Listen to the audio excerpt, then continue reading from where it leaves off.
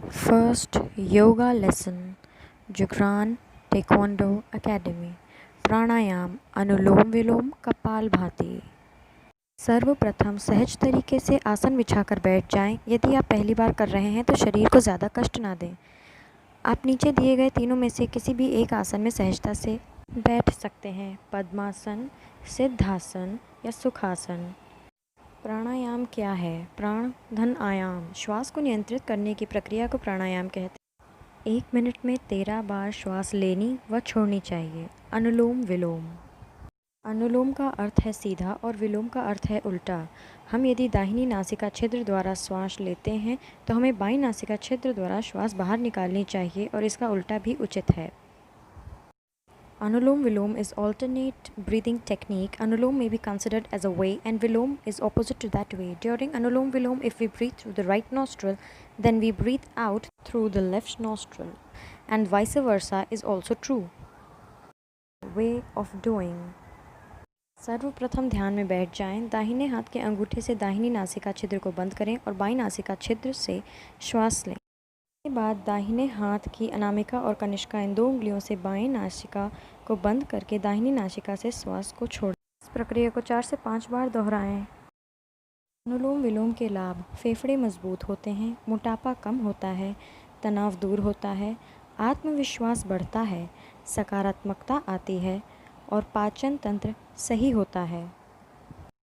अनुलोम विलोम का ताइक्वांडो में महत्व क्या है? खिलाड़ियों को कई बार ज़्यादा प्रैक्टिस करने से या फिर कंपटीशन में किक लगने से सीने में दर्द होने की शिकायत हो जाती है।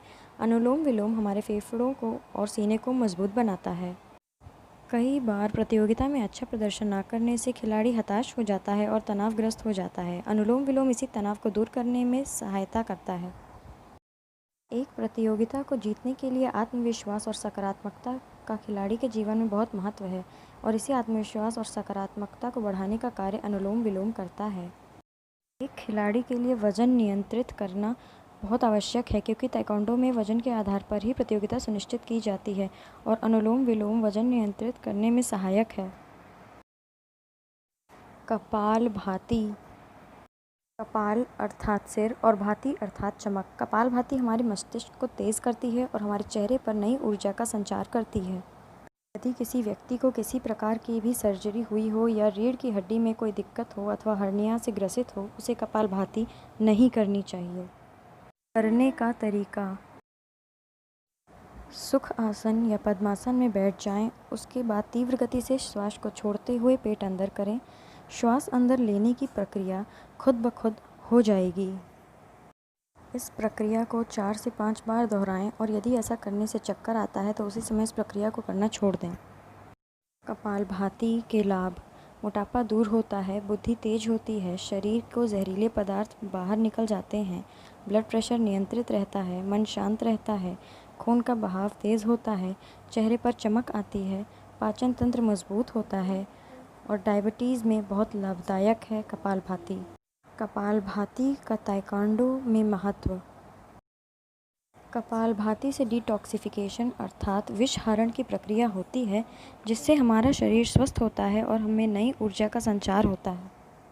प्रतियोगिता के पहले खिलाड़ी अशांत हो जाता है और वह घबराने लगता है। कपालभाति मन को शांत करती है और खिलाड़ी में नई ऊर्जा का संचार करती है। कई बार प्रतियोगिता में दबाव के कारण खिलाड़ी भूल जाता है कि कौन सी तकनीक का प्रयोग करना है। कपालभाति हमारी बुद्धि को तेज़ करती है और हमारे सोचने और प्रतिक्रिया करने की क्षमता को बढ़ाती है।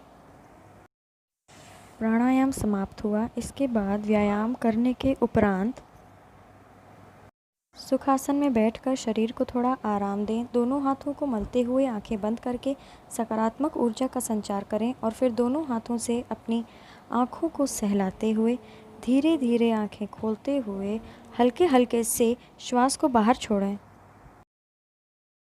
इसके बाद आंखें बंद करके बोलिए, ओम सर्वे भवन्तु सुखिनः, सर्वे सन्तु निरामया, सर्वे भद्राणि पश्यन्तु, मा क्वचित् दुख भाग्य भवेत्। ओम शांति शांति शांति। धन्यवाद।